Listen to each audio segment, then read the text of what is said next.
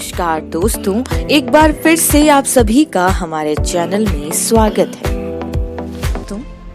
त्रेता युग से लेकर कलयुग तक हनुमान जी ही एक ऐसे भगवान हैं जो हर युग में मौजूद हैं। बजरंगबली, हनुमान, अंजनी सुत, पवन पुत्र, महावीर, केसरी नंदन, बालाजी, ऐसे बहुत से नाम हैं हनुमान जी के। पूरे देश में हनुमान जी की अलग अलग रूपों में पूजा की जाती है। शास्त्रों के अनुसार हनुमान जी के अंदर 5 देवताओं के तेज का समावेश है। राम भक्ति से प्रसन्न होकर सीता माता ने हनुमान जी को अमर रहने का वरदान दिया था। हनुमान जी में अतुलनीय बल होने के कारण इन्हें बालाजी के नाम से जाना जाता है। दोस्तों, हनुमान जी भगवान शिव के 11वें अवतार हैं और कलयुग में सबसे ज्यादा पूजा हनुमान जी की ही होती है। वैसे तो हनुमान जी के देश भर में अलग अलग स्वरूप के मंदिर स्थित हैं, जो अपने चमत्कार के लिए विश्व प्रसिद्ध है। और आज हम उनमें से ही एक काफी प्रसिद्ध और चमत्कारी मंदिर के बारे में आपको बताने जा रहे हैं, जिसका नाम है मेहंदीपुर बालाजी मंदिर। तो वीडियो को अंत तक जरूर देखें। राजस्थान राज्य के दौसा जिले में स्थित है बालाजी का ये चमत्कारी मंदिर। ये मंदिर 2 पहाड़ियों के बीच एक घाटी पर स्थित है, इसलिए इस मंदिर को घाटा मेहंदीपुर बालाजी भी कहते हैं।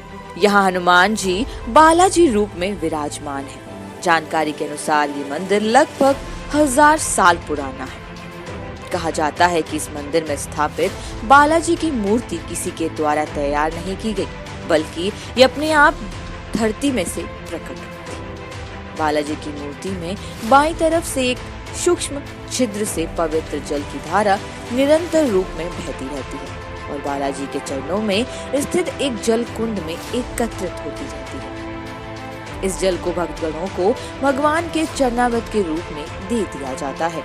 वैसे तो इस मंदिर में पूरे साल ही भक्तों का तांता लगा रहता है, लेकिन हर मंगलवार और शनिवार को यहाँ भक्तों की काफी भीड़ उमड़ती है। बताया जाता है कि जहाँ आज बालाजी का भव्य मंदिर स्थित है, बहुत सालों पहले वहाँ एक घना जंगल हुआ करता था और जंगलों में बहुत से जंगली जानवर भी रहा करते थे। एक बार की बात है कि श्री महंत जी को एक स्वप्न दिखा और महंत जी सपने में ही कहीं चल दिए।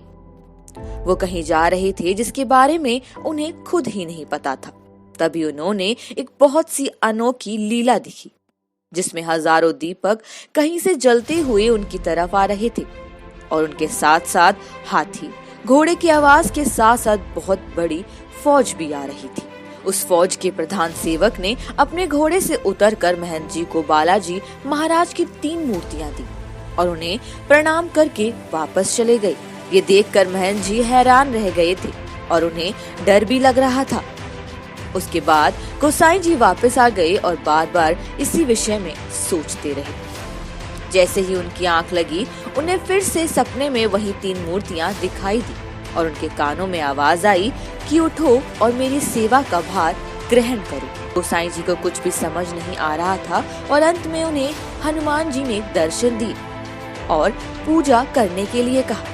फिर अगले दिन महंत जी उन मूर्तियों के पास गए, तब उन्हें चारों तरफ से घंटे और नगाड़ों की आवाज आने लगी और उन्हें कुछ दिखाई नहीं दे रहा था।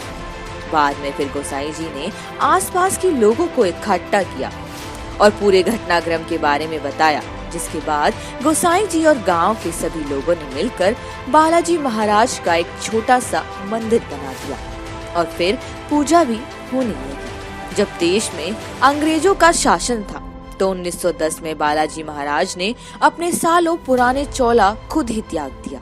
इसके बाद बालाजी के भक्त चोले को गंगा में प्रवाहित करने के लिए ट्रेन के द्वारा ले जाने के लिए नजदीकी स्टेशन मंडावर पहुँचे।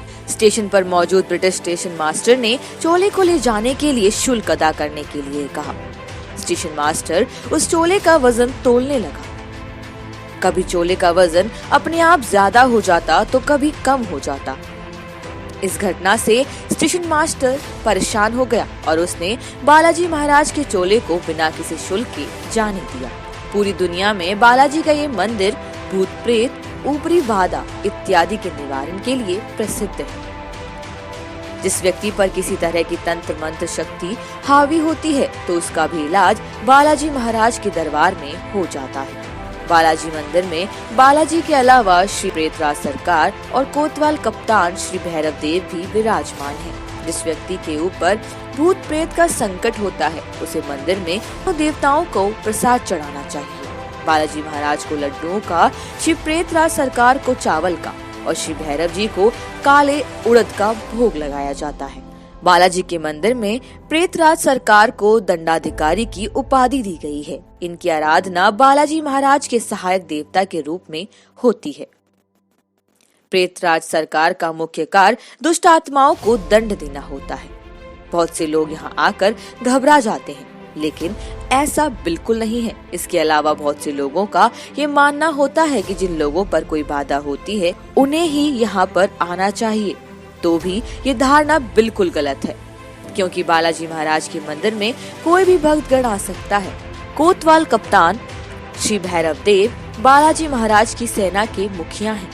आपको ये जानकारी कैसी लगी हमें कमेंट करके जरूर बताएं। धन्यवाद।